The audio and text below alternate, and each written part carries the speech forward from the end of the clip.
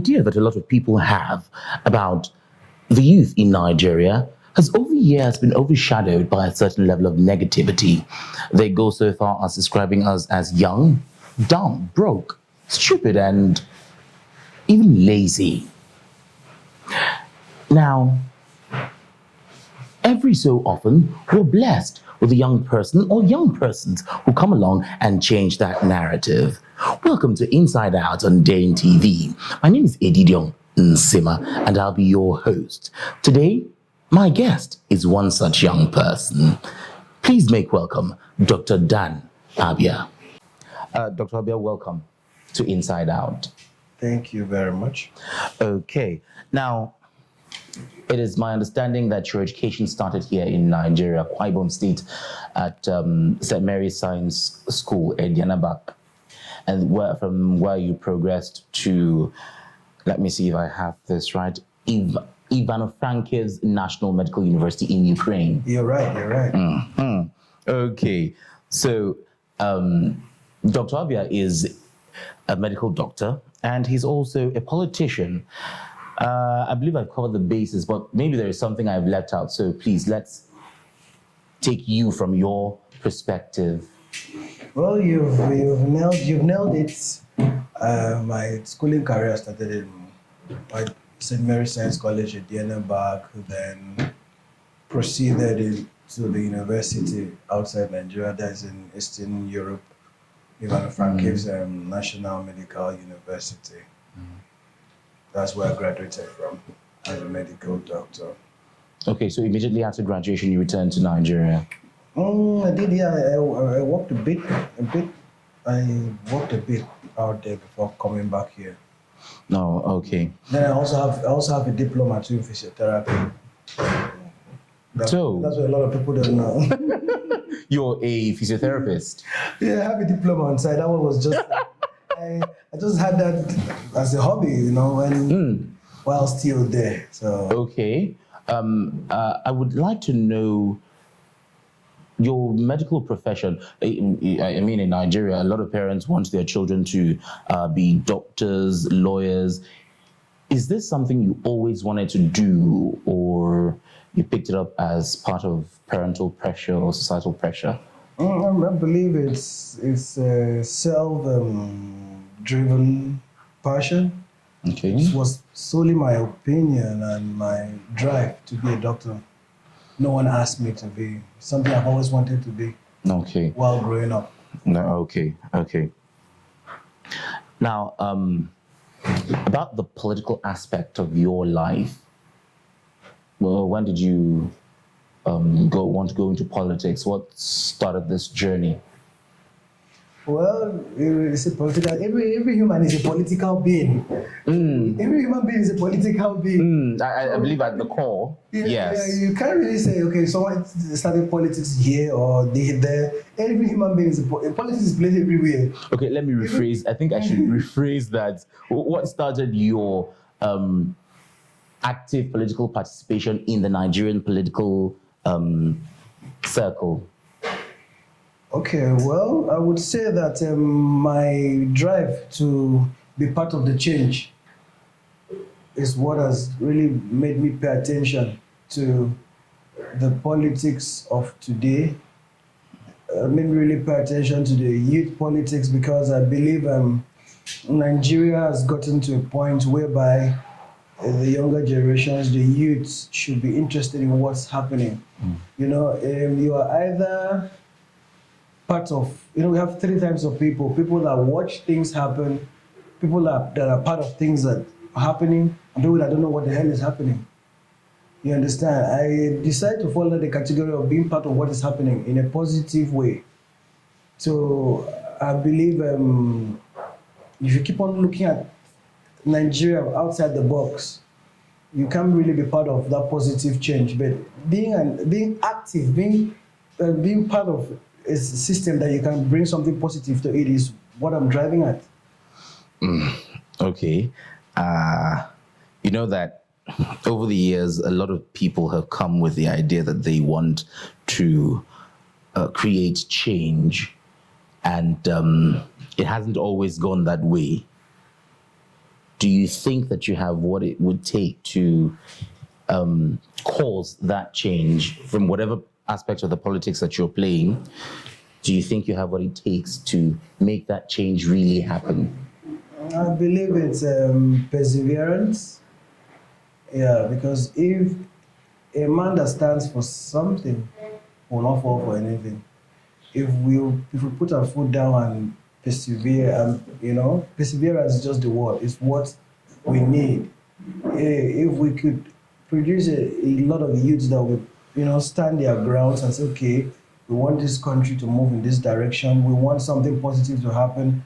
I think the change will come to stay. The problem is that a lot of people have fallen by the roadside in the process of, trying to create positive change in this country.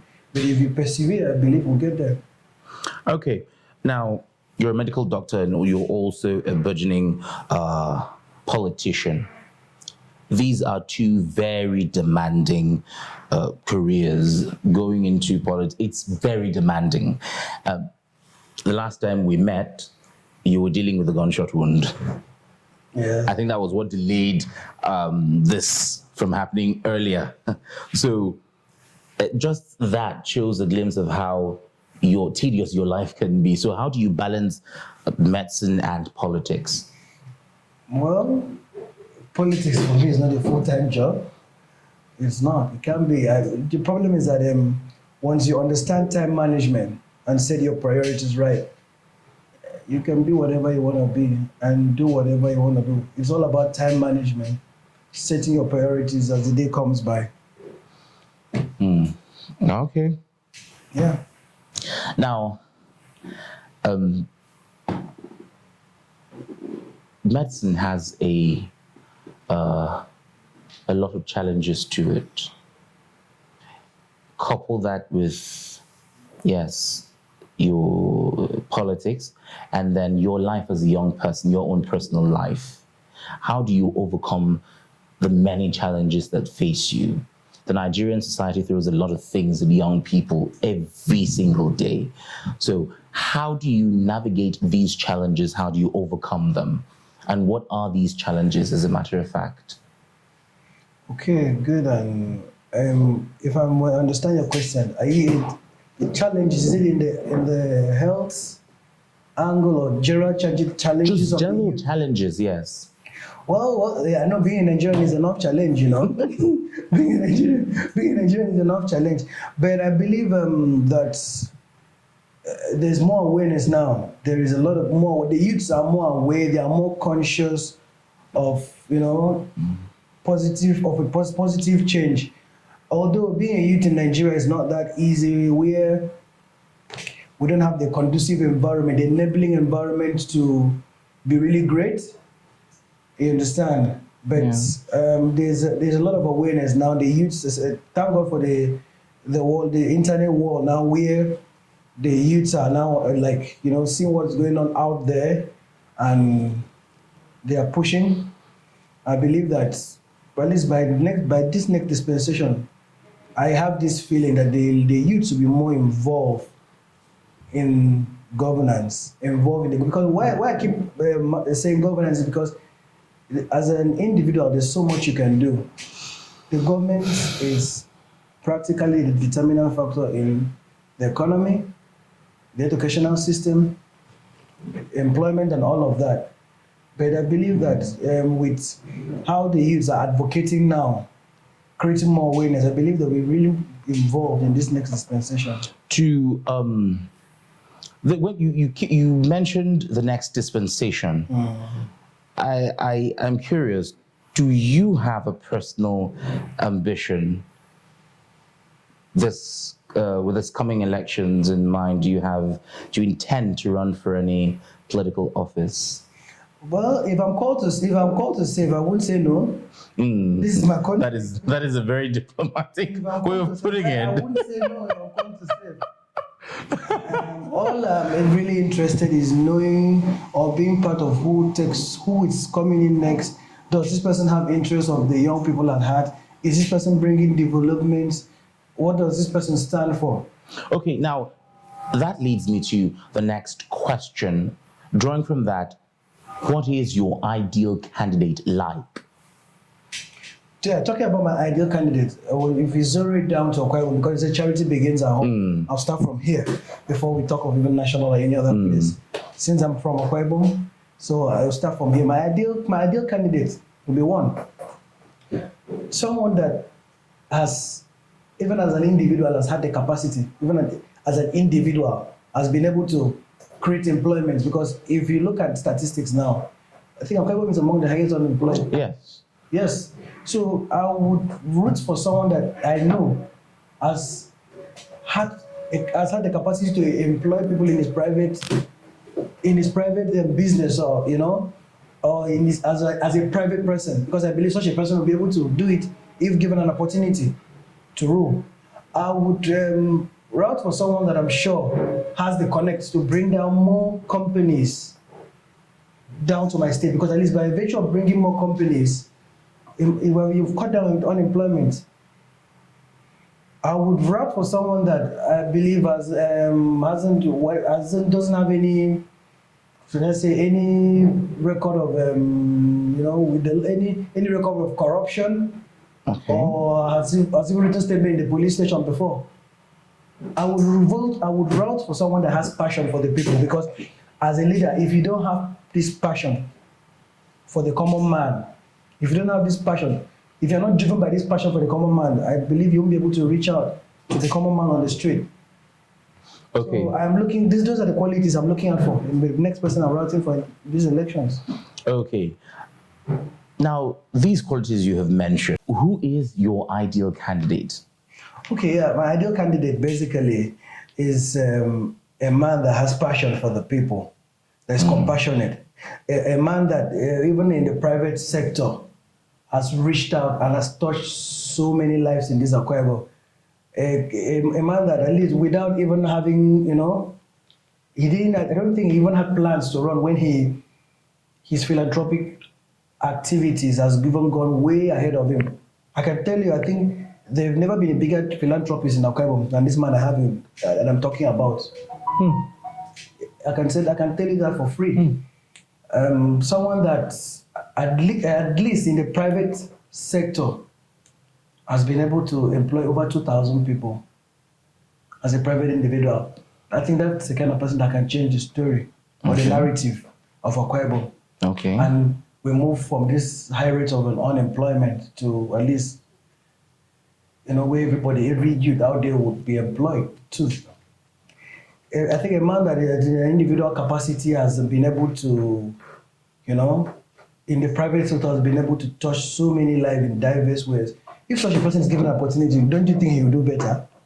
Don't you think with the government at his back, he will be able to reach out more? Well, I wouldn't argue with that logic, except for the fact that we've seen people who come along and he doesn't have it in his character. I can tell that for free. He doesn't have it in his character. So who's this person? Well, this is Abba Dofia. Ah, Is the person. Akanimo Dofia. Yes. Okay. Well, I wouldn't say Akanimo Dofia is a bad idea. No, he's not a bad idea.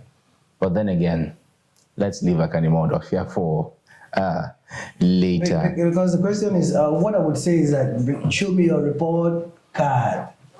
Show me your report card. That's the question. That's what I would tell all the aspirants. Show me your report card. You understand? In a couple of months, I'm sure that a few people will begin to come up, and then we'll have that opportunity to look at their scorecards. Now, I believe we have covered all the bases. One more thing before you. I would like to add. Please go ahead. If given an opportunity, I would like the good people of Akwaibom to, say that they should set up a kind of a conference, or how do you call it, a kind of a show where every individual will come out and tell the good people of Akwaibom what their aspirations are, a kind of a manifesto. I believe a debate, sort of. Debate, yes. Let every aspirant come out and tell every citizen of Akwaibom, this is what I've done, and this is what I'm going to do. Because that's what is applicable out there in the West. Every candidate comes out and tells the people, so that everybody at the end of the day, you are held accountable for the things you said and you did not deliver on. You understand me? Let's so that the people can, after that debate, putting every aspirant side by side, I believe that a lot of people have strong convictions why they are following, who they are following before the elections. Okay, you've spoken like a very passionate person. Obviously, something fuels this passion. So what is your motivation? What is that thing that gets you so into this, so fueled up to go? To be part of this? Yes. My motivation is to change the story of the common man on the street. My motivation is to change, to stop this narrative of youths running after a politician when he drives his convoy. Because if some of these guys had something that brought in 2 naira every day, trust me, they will not run after some of these cars. That is my motivation. It saddens me sometimes, able-bodied, potentially filled youths, sometimes running after cars. You understand? That can be a terrible picture. If that narrative has to change. That narrative has to change. If everybody had something going, I believe there will be a decongestion. Okay, let me step further a little bit. And you believe that your player can get us there? I'll tell you that for free, yes. I like the for free part. I can tell you that for free. Yes. You have the capacity to do that, yes. Okay. We shall see. Now, so all you have to do is stay tuned and follow Uno Road. You have stolen my line. Follow Uno Road. Follow Uno Road. Yes. There. So as we're coming into the election period, follow Uno Road. Exactly. Okay. Now, before we part ways, there are young persons who look up to you. They want to be a doctor, perhaps. Some others could want to be lawyers, but they just want to reach your standing in society.